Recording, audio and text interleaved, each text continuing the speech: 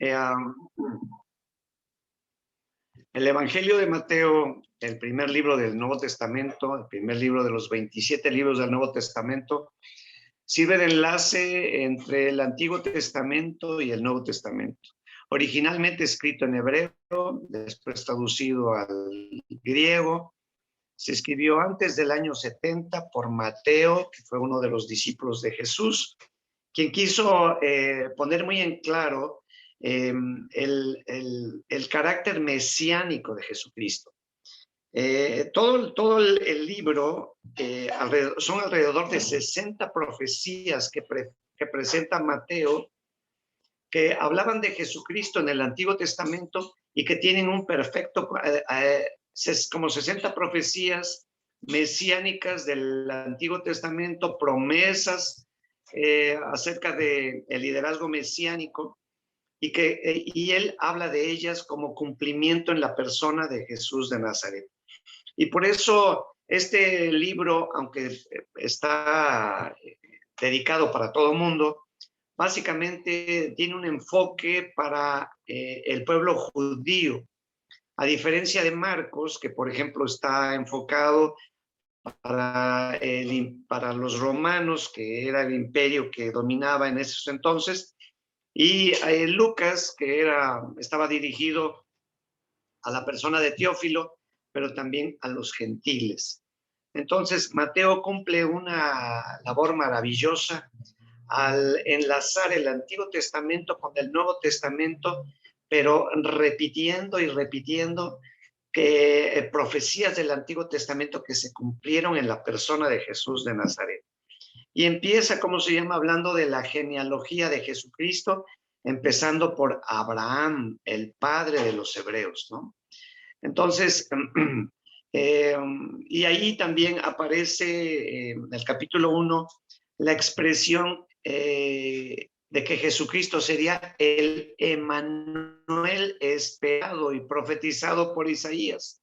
O sea, Dios con nosotros, Dios con nosotros. Y bueno, tiene secciones que son casi del conocimiento público, como es el Sermón del Monte, que es una de las piezas más reproducidas en la literatura universal, y que pues casi inicia el Señor Jesús con ese gran discurso manifestando su sabiduría, su gloria, ¿no? ¿Qué podemos decir? Bueno, pues los dos temas centrales podemos decir que son el reino de los cielos. El Antiguo Testamento hablaba del reino de Dios, pero como los judíos no pronuncian la palabra Dios, entonces Jesucristo habló del reino de los cielos, que es un paralelo. Las palabras que se repiten mucho son rey y reino. Rey y reino son las palabras que más se repiten en Mateo, más que en cualquier otro evangelio.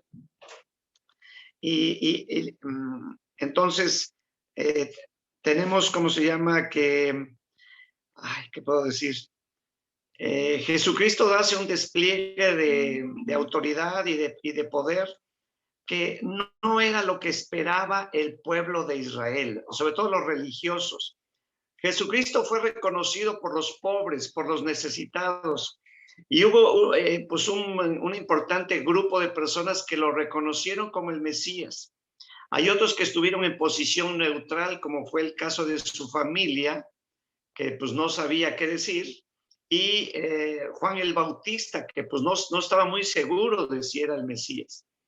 Y el otro bloque, el tercer grupo de personas que no creyó en su liderazgo mesiánico y que eran los religiosos judíos, porque ellos creían y esperaban a un libertador violento, un rey de rostro duro, con un autor que ejerciera una autoridad, especialmente en ese tiempo que estaban bajo el dominio del Imperio Romano y que les cobraban impuestos por entrar y salir de su propia ciudad y moverse en su propia tierra, ¿no?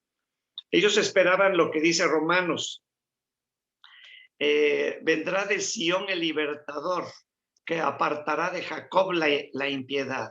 Vendrá de Sión el libertador que apartará de Jacob la impiedad. Entonces, en esas referencias y en muchas más del Antiguo Testamento, como el capítulo Salmo 2, que ellos pensaban y querían un rey violento que acabara con la opresión. Pero la verdad es que, como dijo Pablo, el que comete pecado, esclavo es del pecado. Y el esclavo no queda en casa para siempre. El hijo sí queda en casa para siempre. Entonces, Jesús viene con un liderazgo y un super liderazgo, pero espiritual, para liberar de la mayor esclavitud que puede sufrir un ser humano, que es la esclavitud del pecado. Más que la opresión y la tiranía, la esclavitud del propio pecado, eso es lo más tremendo. Y Él vino a liberarnos precisamente de esa esclavitud. Entonces, tenemos que, bueno, pues el trasfondo en que se da esta historia, pues es precisamente bajo el Imperio Romano. Y vemos a un romanos creyeron en Jesucristo, ¿verdad? Y se sirvieron de su autoridad y de su poder. Entonces, el propósito del libro es presentar a Jesucristo como el Mesías prometido, el Mesías prometido. Y entonces, el autor se le atribuye a Mateo la autoría, aunque no tiene referencia dentro del libro de que él fuera el autor, pero tradicionalmente se le reconoce a él como el autor del libro, a Mateo. Y ¿qué más podemos decir? Y bueno, un versículo que a mí me parece clave es cuando Jesucristo dice, ¿qué piensa la gente que soy? ¿Qué piensa la gente de mí? Bueno, pues unos dicen que eres Elías, otros que Juan el Bautista, ¿y ustedes quién dicen que soy? Y entonces Pedro le dice, tú eres el Cristo, el Hijo del Dios viviente. Y ahí yo creo que ese versículo enmarca muy bien todo lo que es el libro de Mateo, ¿no? Y bueno, yo quiero mencionar algo, yo no sé si lo sepan, pero el libro de Mateo presenta matemáticamente que matemáticamente se puede ver cómo el libro de Mateo es una clara confirmación de las promesas del Antiguo Testamento. Y bueno, pues hace, no sé si unos 40 años, Peter Stoner, un doctor de una universidad de Estados Unidos, un hombre muy capaz, se puso a ver cuál era la posibilidad, la probabilidad estadística de que un ser humano fuera el Mesías y qué probabilidad había de que se cumpliera en una sola persona tantas profecías. Y bueno, tuvo un equipo de 600 estudiantes que se dedicaron a estudiar y ver la probabilidad estadística de que lo que el Antiguo Testamento vaticinaba, anunciaba como características del Mesías, ¿cuál era la probabilidad estadística de que en un ser humano, en un solo ser humano, se cumpliera? Y bueno, pues tomaron como primera parte 8 profecías y después de muchos estudios y hacer cálculos muy conservadores, no tratando de inflarlas, sino al contrario de ser contrarios a la posibilidad de que se cumplieran esas profecías, llegaron a la conclusión de que la probabilidad estadística es de 1 por 10 a la 17. Y la probabilidad estadística de que un humano que cumpla nada más o profecías, era un número infinitamente grande.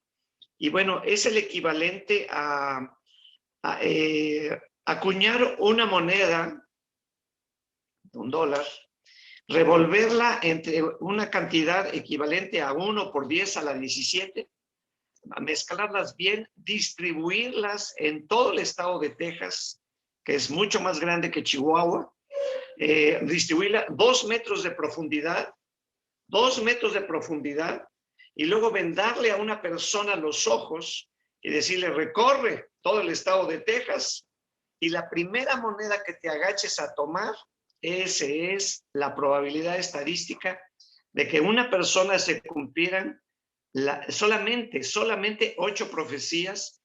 Normalmente se habla de 300, pero parece ser que hay 465 profecías del Antiguo Testamento que se cumplieron cabalmente en la vida de Jesucristo. 465.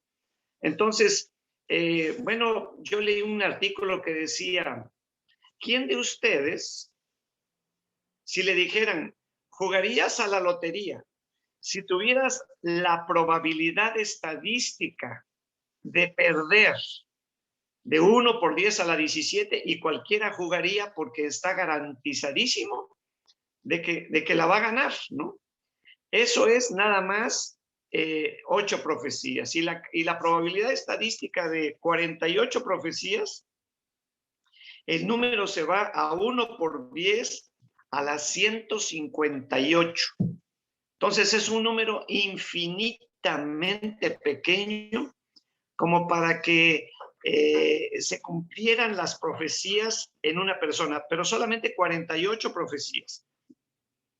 Mateo presenta alrededor de 60 profecías en pleno cumplimiento en la persona de Jesús. Y bueno, algo que a mí me quedó así como me quedé muy sorprendido y sobre todo maravillado, es ver la dimensión matemática, porque en matemáticas son muy claras y muy perfectas y muy, vaya, muy exactas, ¿no? Entonces, si el Antiguo Testamento coincide con la vida de Jesucristo en el Nuevo Testamento, entonces todo lo que la Biblia diga, tenemos que tomarlo muy en serio. Todo lo que la Biblia dice, afirma, para bien o para mal, debemos tomarlo con una seriedad demasiado especial porque nos estamos asegurando o un buen futuro o un mal futuro. Entonces debemos tomar a la palabra de Dios como que viene de Dios precisamente. Además, como le digo a la gente, la Biblia no es un libro humano porque no contiene suposiciones ni opiniones, no da sugerencias, no da lugar a la duda. La Biblia habla en absolutos, sí o no. Y Jesucristo es sí Dios con nosotros. Jesucristo es sí Dios con nosotros. Ahí, bueno, se habla de su nacimiento milagroso que estaba profetizado, su ministerio de milagros que estaba profetizado, la entrada a Jerusalén en un burrito como estaba profetizado, y muchas cosas, el juicio injusto que se le hizo, que cuando le juzgaban no abrió su boca, como estaba profetizado, que durante su crucifixión, su tormento y crucifixión, se repartieran sus vestidos y todas esas cosas que estaba profetizado. Entonces, una cosa también maravillosa que me encanta de este libro es ver que cuando Jesús resucitó, muchos cuerpos de santos, después del terremoto, dice la escritura que los sepulcros se abrieron y muchos cuerpos de santos se levantaron y anduvieron en Jerusalén y fueron vistos por muchos. Y obviamente el Evangelio presenta la resurrección de Jesucristo, que es una de las piedras fundamentales del cristianismo, porque sin la resurrección de Cristo no existe cristianismo. Realmente el cristianismo o la fe cristiana o se cae o se mantiene en pie en base a la resurrección de Cristo, ¿verdad? Que también estaba profetizado, ¿verdad? Ahí en el libro de Oseas. Entonces, ahí lo narra y cómo Jesucristo después de resucitado se aparece a los discípulos y bueno, a las mujeres primero, ¿verdad? Para que hubiera alguien que tuviera algo que platicar. Y bueno, y culmina con la gran comisión, ¿verdad? Que todos tenemos que cumplir, que es llevar el evangelio a todas las naciones de la tierra. Así que bueno, pues preciosa narración de la vida de Jesús y una invitación para acercarnos a Él con más fervor, con más pasión, para poder ver que ese liderazgo mesiánico no es histórico, es actual, porque Jesucristo es el mismo de ayer y de hoy por todos los siglos. Y lo que Él hizo ayer lo sigue haciendo hoy. Y la salvación que él prometió la sigue dando y es clara para nosotros ahora, gracias a la confirmación del Espíritu Santo. Y espero que haya abonado algo para ustedes. Dios les bendiga mucho. Muchas gracias, pastor.